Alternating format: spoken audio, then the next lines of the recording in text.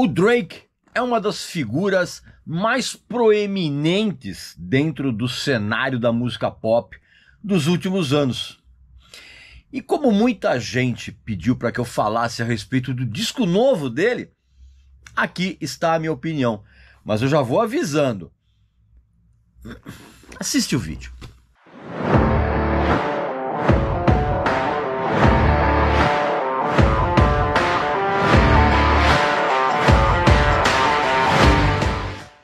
Meu amigo e minha amiga, se você acha que o mundo do hip hop, do rap, é só muita grana, muita mulherada e muita ostentação, você precisa ler esse livro aqui do 50 Cent. Minha História, Minha Verdade. É um livro que é muito forte, ele é muito descontraído e ele é muito intenso ao mesmo tempo, com o 50 Cent contando toda a vida dele, barra pesadíssima, dentro do universo do hip hop, tá? Muita droga, muita música, muito dinheiro, muitas histórias absurdas são relatadas aqui com uma incrível sinceridade. Esse livro pode ser adquirido com um desconto sensacional. Basta que você clique aqui no link abaixo, preencha o cupom de desconto com Regis Tadeu Indica, tudo junto, e na hora de finalizar a compra, você vai ter o melhor desconto da internet, cara. Eu garanto. E é um livro incrível, que eu recomendo não apenas para quem gosta muito de hip hop e rap, como eu aqui, mas para quem quer conhecer os meandros dos bastidores do show business dentro de tudo que você pode imaginar. É um livro incrível e que eu recomendo. Meu amigo e minha amiga, o Drake se tornou uma das grandes figuras da cena da música pop, quer dizer, grandes para os fãs, né? E, enfim, ele se tornou uma das grandes figuras do cenário da música pop nos últimos anos, né? A cada lançamento dele gera um buchicho imenso. E ele recentemente soltou um álbum e, curiosamente, muita gente escreveu para mim pedindo a minha opinião a respeito desse disco. Então, é isso o assunto desse vídeo. Claro que antes você vai fazer a sua inscrição aqui no canal, vai visitar a nossa loja, que tem uns produtos muito legais, como essa camiseta aqui, né? Já sabe, né? E claro, se você vai clicar aqui embaixo na descrição do vídeo em Seja Membro, para que você se torne sócio do nosso exclusivíssimo Clube de Membros VIP aqui do YouTube. Um local repleto de vídeos inéditos e exclusivos aqui do tio.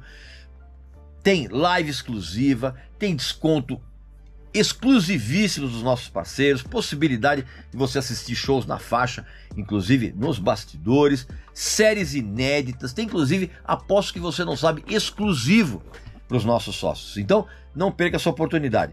Clique aqui abaixo em Seja Membro e escolha o melhor plano, tá bom? Primeiro vamos dar uma contextualizada, como sempre, né? Que é importantíssimo. O Drake, ele se tornou o grande representante de todo mundo,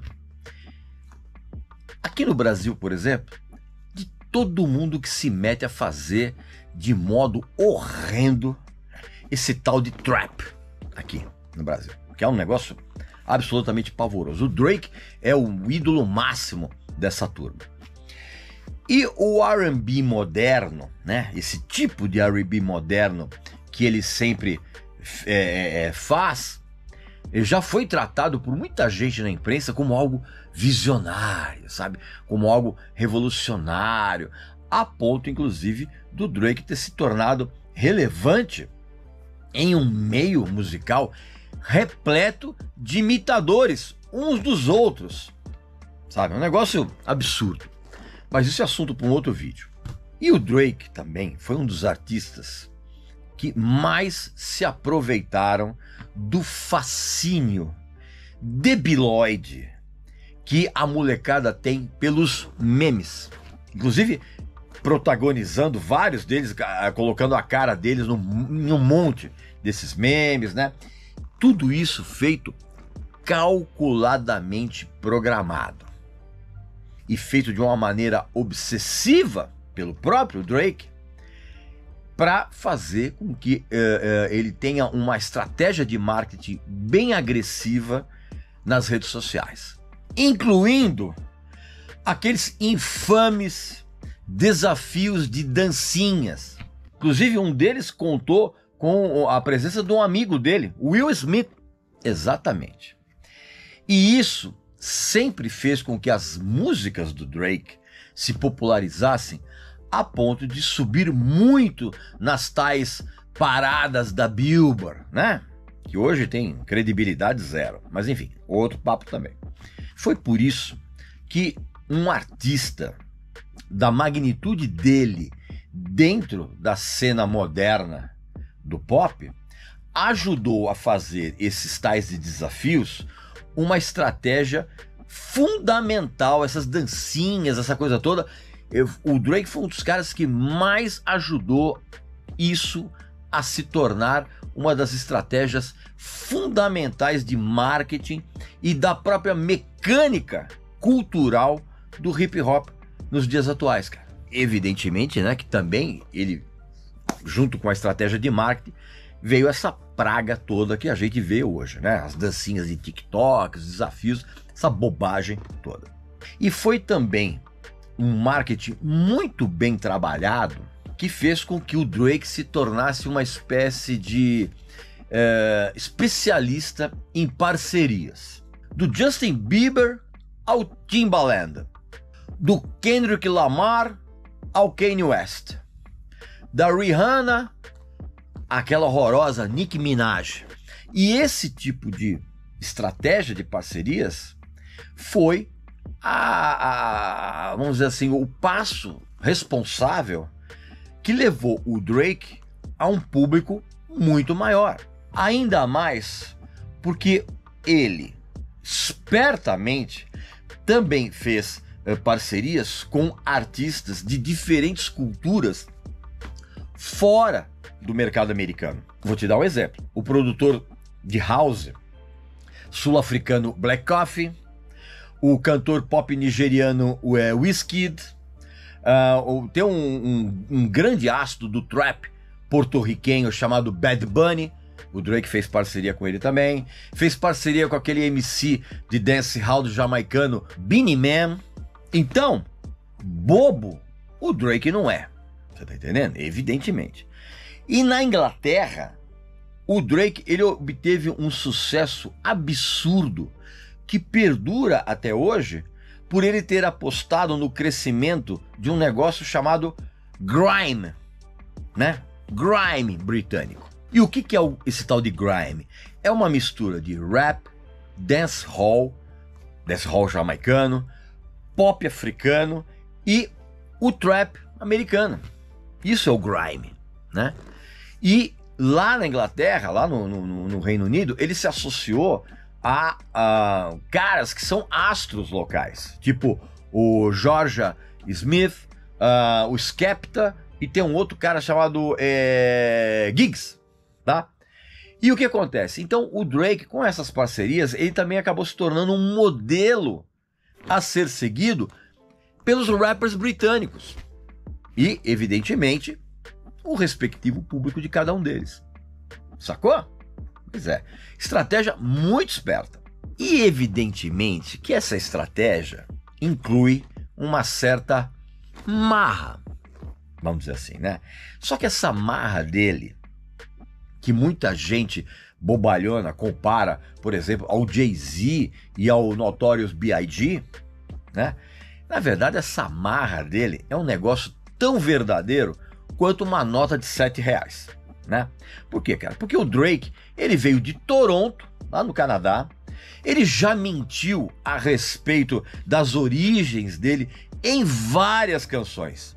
Inclusive, a mais descarada mentira, ele conta numa música chamada Started From The Bottom. E por que ele mentiu? Porque, na verdade, ele conta uma história e, na verdade, a verdade é outra. Ele veio de um bairro de classe média alta, lá de Toronto. Ele estrelou programas de TV na adolescência, você tá entendendo? Então, esse discurso de eu sou das ruas, cascata, total. Obviamente que tem toda uma geração de bobalhões que acredita que engoliu nessa papagaiada toda, né? Agora, ok. Eu já contextualizei tudo para você, beleza. Então agora, como cantor, o Drake, ele é um grande adepto daqueles programas de afinação, tá? Que a gente chama de plugins, tipo Autotune e o Melodyne, que corrigem automaticamente as desafinações e semitonações. Só que como ele é um cantor muito fraco, ele acabou se tornando dependente desse tipo de programinha, que inclusive sempre deixa a pessoa com a voz meio robótica, né? E ele disfarça essas correções das semitonações, só que ele alega que esse tipo de coisa é como se fosse uma estética sonora dele. Fácil você inventar essa desculpa, né, cara? E é uma desculpa que, inclusive, aliás, é uma desculpa que todo mundo que faz esse trap sem vergonha usa. Inclusive aqui no Brasil, que é um trap da pior qualidade. E ele muito menos convence como rapper. Qualquer moleque rapper da periferia de qualquer cidade, bicho, perto dele soa que nem o Dr. Dre. Então, chegamos finalmente ao novo álbum dele, intitulado Honestly Nevermind, no qual o Drake resolveu mudar o som dele, buscando cair fora da prisão estilística, né, do trap, para se aventurar em outras vertentes, sabendo de antemão que o seu público jovem, playboy, hipster, trap mauricinho metido a gangsta de condomínio criado pela avó, não vai deixá-lo na mão, né? Então ele deu essa mudada, e inclusive todo esse público dele já acompanha o cara desde o primeiro álbum, que era o Thank Me Later, que era uma mistureba de R&B moderno com dancehall, e que de uma certa forma deu prosseguimento, vamos dizer assim, à dissipação daquela névoa que sempre separou o hip hop romântico da música pop descarada. E nesse disco novo, o Drake até tentou fazer algo de diferente, mas ele escorregou muito feio. Trabalhando com um enorme time de produtores famosos desse meio, em cada música. Aliás, isso é uma coisa que eu não entendo, cara. Pra que um cara vai gravar uma música, precisa ter 8 produtores da mesma música? Negócio absolutamente ridículo, né? Incompreensível. Enfim, todo esse time foi absolutamente desnecessário. Por quê, cara? Porque o que acontece? A produção do álbum como um todo é um negócio, é de uma monotonia exasperante, bicho, sabe? Pra você ter uma ideia, ele já começa o disco, não vou dizer, ele começa o disco e ele mantém essa tônica ao longo do álbum de mergulhar dentro da house music. Inclusive, dentro desse universo sonoro, no disco, ele botou umas músicas fraquíssimas, cara, tipo Falling Back, Calling My Name, Tests Go Green, Overdrive, que inclusive, na qual ele chega até mesmo a colocar uma guitarrinha meio distorcida no final, sabe? Né? Overdrive, sacou? E no disco, essa guinada para house music, ela está presente nessas faixas que eu falei e mais explicitamente em duas. Uma chamada Massive e a outra chamada Flies Bucket. E essas músicas todas, cara, as variações de vocalizações que o Drake faz, cara, deixaram o cara com uma interpretação meio abobalhada. Tá na cara que ele tá tentando surfar na mesma onda de resgate de sons do passado que, por exemplo, o The Weeknd fez muito bem. Só que o que acontece? Enquanto o The Weeknd ele se apropria de uma sonoridade retrô dos anos 80 para fazer a música dele atual, o Drake, os padrões de passado do Drake são muito, não são tão distantes, cara, né? Ele vai buscar isso na house music e de uma maneira muito, muito equivocada, cara. Algumas canções desse disco, cara, foram devastadoras para os meus ouvidos, cara. Inclusive devastadoras no pior sentido da palavra. Por quê, cara? Porque o disco inteiro tem uma profusão muito grande de ideias rasas, cara. Tanto em termos de arranjos, quanto em termos de... Puta, cara, aquele chororô insuportável, cara. Que tem faixas, por exemplo, como Currents, a Keeper e Liability. Que, cara, é um chororô, cara, que é um negócio absolutamente horrendo. Obviamente que eu sei que o clima de melancolia reinante no disco é o de sempre, né? Inclusive para quem acompanha a discografia dele desde aquele disco de estreia que eu te falei, né? O Thank Me Later, todo o disco dele tem esse clima de melancolia, cara. Só que nesse agora, como ele foi para uma house music e esse clima melancólico continua, isso como é que eu vou dizer?